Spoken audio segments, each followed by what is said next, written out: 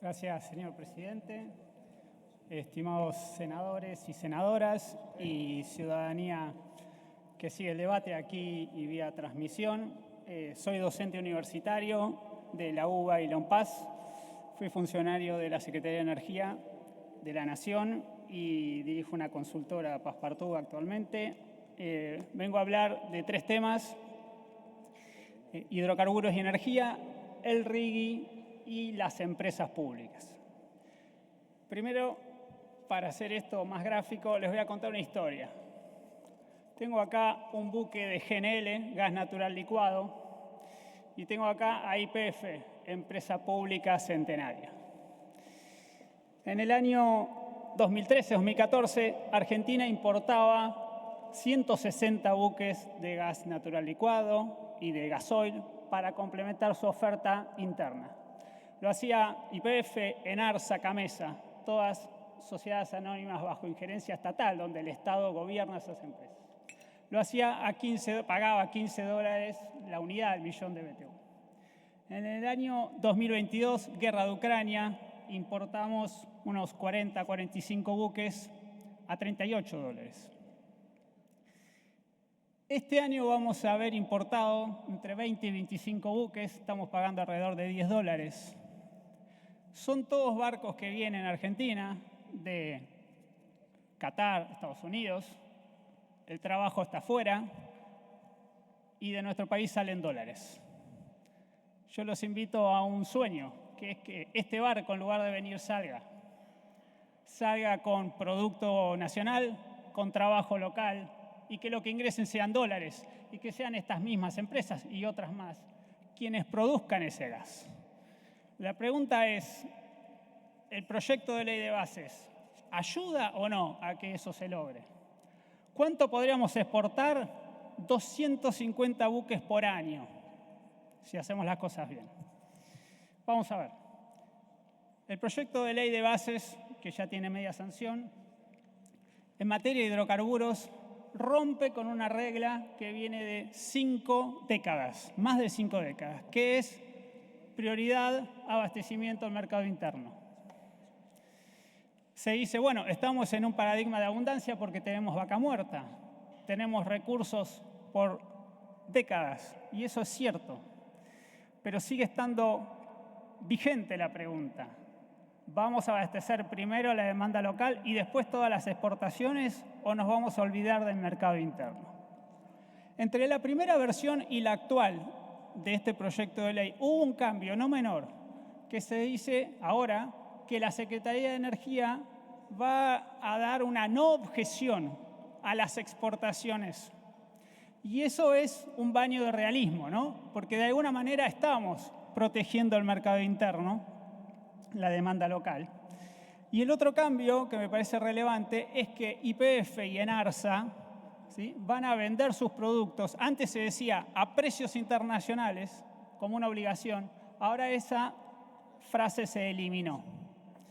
Lo que quiere decir es que YPF y Enarsa van a poder hacer esto. Miren, esto es un resorte, un amortiguador.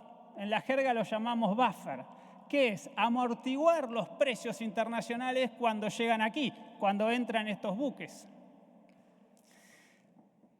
Tanto cuando se vende el crudo internamente como cuando se venden combustibles. Pero no es el único tema del régimen de hidrocarburos a lo que tenemos que prestarle atención. El otro pasa por las provincias, y ustedes saben mucho mejor que yo sobre esto. Se dice que todo esto va a fomentar la producción en vaca muerta, y eso es cierto. Están dadas todas las condiciones, ya conocemos la roca, ya sabemos cómo hacerlo, tenemos las industrias, las empresas, los profesionales, los sindicatos. La gran pregunta es qué pasa con las otras cuencas, que no son vaca muerta, recursos no convencionales. El proyecto de ley nada dice al respecto. Hay nulo incentivo a las áreas maduras. Y tenemos otra noticia, que es que YPF, bajo la nueva conducción, apuntando todo el foco a vaca muerta, se va a ir de las otras cuencas. Ya lo ha anunciado. Son áreas maduras donde está hace 100 años. ¿Y en cuánto tiempo se va a ir? En 100 días. dice que va a estar todo resuelto. Esto puede ser beneficioso en algunos casos. Lo cierto es que el proyecto de ley no ayuda nada a las provincias a ver cómo afrontar, qué amortiguador, qué empresas van a venir a suplir a nuestra querida YPF. Entonces, primer punto, tenemos un sector estratégico que apunta a la exportación, ¿sí? Y tenemos que ver cómo protegemos el mercado interno y qué hacemos con las áreas maduras de las provincias y qué rol va a jugar YPF en todo este esquema. Entonces, el proyecto está bien, pero deberíamos prestar atención a esas cuestiones. Segundo punto, el RIGI. ¿Necesitamos un esquema de incentivo a la producción, a las grandes inversiones? Sí, es necesario. ¿Para qué? Para que este barco no entre, salga. Para que en esta economía que tenemos y con el costo de capital actual puedan las empresas cerrar la economía de sus proyectos. Entonces, el RIGI para GNL sí, y ya tenemos un proyecto con media sanción en diputados que era bastante alineado a esto. No es nada novedoso y hay bastante consenso en las fuerzas políticas al respecto. La pregunta es, ¿qué es el RIGI? El RIGI es esto, miren, es un esquema que me da una regla clara, que me da una estabilidad por 30 años. ¿Qué le falta al RIGI? Le falta esto, le falta flexibilidad. ¿En qué sentido le falta flexibilidad? Bueno, a partir del tercer año, quien tiene un proyecto de inversión, es adjudicado, etcétera, adquiere todos los derechos absolutos. Es decir, va de 0 a 100, ¿no? En 3 años. Eso tiene que ver con acceso, disponibilidad de los productos, disponibilidad de exportaciones por 30 años y de las divisas, que no las tiene que liquidar en el Banco Central, ni las tiene que ingresar una vez que vende el producto. Entonces, ¿qué le falta a RIGI? ¿Que es rígido?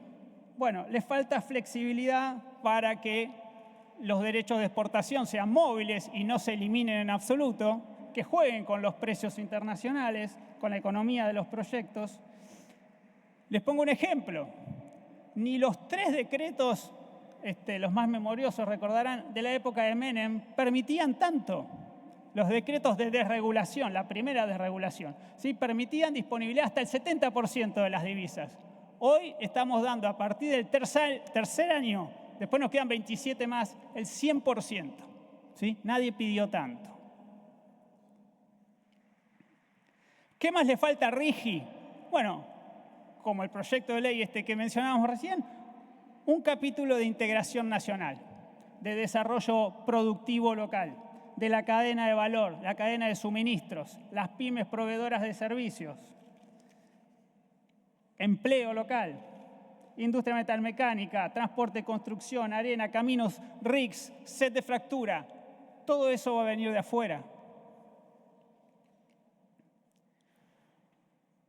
¿Qué más le falta a RIGI? Le falta un capítulo de promoción del sistema de ciencia y técnica, la innovación tecnológica, pero específicamente en materia ambiental tenemos que aprovechar estos grandes proyectos de infraestructura para poder hacer el salto tecnológico en la agenda del cambio climático y estar a la vanguardia. Argentina tiene todos los recursos naturales para ser un gran jugador en esas mesas. Bueno, el proyecto de ley nada dice al respecto. Recordemos Estados Unidos, ¿no? A quien ahora miramos como el gran aliado estratégico, acaba de sancionar la IRA, ¿no? La ley de promoción de las inversiones en energías verdes, que es una gran política industrial y de dotación de empleo. Se le exige a las empresas que contraten trabajo local. Nadie va a dejar de invertir en estos proyectos grandes, una planta de licuefacción. Nadie, porque le exijamos estas cuestiones. Si a cambio le damos un régimen de estabilidad por 30 años. Y las exportaciones, acceso a exportaciones, ¿es necesario dar 30 años? ¿De 0 a 30? Hoy damos exportaciones por temporada, solo en verano, firme, lo logró el Plan Gas. Ahora vamos a pasar a 30 años. ¿Por qué no pensar esquemas intermedios? Flexibilidad. Te doy 10, 12 o 15 años Y después te lo puedo prorrogar, como hacemos con las concesiones. Si me traes un proyecto de inversión, contratos nuevos de venta, mejores, más competitivos. Entonces, la conclusión es, el RIGI sí, pero con estos nuevos capítulos. Último tema, empresas públicas. YPF, ENARSA, CAMESA, Nucleoeléctrica, ¿sí? Algunas están en el anexo de privatización, otras no. ¿Por qué no están? YPF ya es sociedad anónima, CAMESA es sociedad anónima, ENARSA es sociedad anónima, Nucleoeléctrica, NASA es sociedad anónima. ¿Por qué unas están y otras no? Bueno, ¿qué dice el anexo? Solamente nombra ENARSA. ¿Qué es ENARSA? Recordemos, nació hace 20 años, una empresa 100% nacional que decimos que es deficitaria, entonces hay que venderla. Se puede, según el anexo, se puede vender el 100% de la compañía. Bien, yo les digo, el déficit es porque ENARSA paga los barcos, en realidad paga la importación de gas de Bolivia y los barcos de GNL, y cuando los trajo a 38 no los vendió a 38. ¿Cuánto paga el plan gas hoy? $3,50, $4 a los productores. Y son contratos que están asegurados hasta 2028. Fíjense el gap con la importación. Obviamente era un contexto de guerra. Hoy estamos pagando 10, 13. Y ahora ENARSA quiere venderle a 13 a las distribuidoras. 13. Imagínense las facturas de gas. Si pasamos a pagar hoy, estamos pagando $2, $3 promedio. ¿Qué más es ENARSA? Bueno, les voy a leer. ENARSA es las represas que ahora vuelven al Estado y todavía no sabemos qué vamos a hacer, no decidimos qué vamos a hacer con las represas de Comahue, por ejemplo, las concesiones hidroeléctricas. Sí, ya termino. ENARSA es la planta de regasificación de Escobar, ENARSA son las represas de la Patagonia, ENARSA es el gasoducto Néstor Kirchner, la licencia de transporte, áreas offshore, participación en Transener, en centrales térmicas de Fonim-Bemem. Entonces pensemos, cuando nos vamos a deshacer como Estado Nacional de esas herramientas que después son el brazo ejecutor de políticas públicas. CAMESA. CAMESA es una empresa mixta donde el Estado tiene 20% pero maneja la voluntad societaria. El proyecto de ley quiere reformar todo el sistema eléctrico y sobre todo quitarle funciones a CAMESA. Y yo les digo, podemos barajar y dar de nuevo, pero atenti con una cosa. CAMESA tiene el despacho nacional de cargas del Sistema Interconectado Nacional, todo el país mallado. Eso no viene de los años 90, viene del año 60, de la primera ley de energía eléctrica que tomaba las funciones de agua y energía eléctrica sociedad del Estado. Entonces, ojo con vender la participación del Estado, ¿sí? Y que todo el mercado eléctrico, todas las provincias, queden a merced del sector privado. El sector privado tiene muy importantes funciones que cumplir, entre ellas invertir para que estos barcos salgan, pero el Estado Nacional debe guiar, debe conducir, debe planificar. Y cierro con esto, Nucleoeléctrica. Se dice en el anexo del proyecto que se puede privatizar hasta un 49%, fue un avance, ¿sí? Tal vez sea interesante pensar el ingreso de un socio privado, así como en el Néstor Kirchner sirve para acelerar, por ejemplo, la construcción del reactor de prototipo CAREM, ¿no? Los pequeños reactores de potencia, y estar a la vanguardia de esa tecnología a nivel internacional y exportarlo, ¿sí? O sea, no quiere decir que la implicación público-privada sea mala palabra, hay que pensar estratégicamente, con inteligencia, en qué sector sí, en qué sector no, pero siempre con la conducción estatal, ¿sí? Son sectores estratégicos. Después queremos energía asequible, energía confiable, energía baja en carbonos, ¿sí? Entonces tenemos que cuidar este sector estratégico. Conclusiones. Reforma al régimen de hidrocarburos, está ok, pero con protección del mercado interno y un ojo a las provincias. El RIGI, sí, pero flexible, ¿sí? Con desarrollo del entramado productivo local y tecnológico. Empresas públicas, no a las privatizaciones, no hay sentido. Vayamos hacia un gobierno corporativo, lineamiento de gobierno corporativo, lo dice el proyecto de ley. Entonces, ¿para qué privatizarlas? Mejoremos las empresas públicas. Con el modelo de la OCDE, que tanto gusta, vamos ahí. Tenemos modelos a cuales copiar. Hagamos de YPF el modelo, una empresa que cotiza, que es transparente, etc. Después le exigimos, pero hagamos ese modelo. Pero no rifemos las empresas públicas. Y una postdata. Queremos duplicar la producción de gas y de petróleo de Vaca Muerta. No lo vamos a conseguir si no fortalecemos el sistema universitario nacional y el sistema de ciencia y técnica. Muchas gracias. Gracias.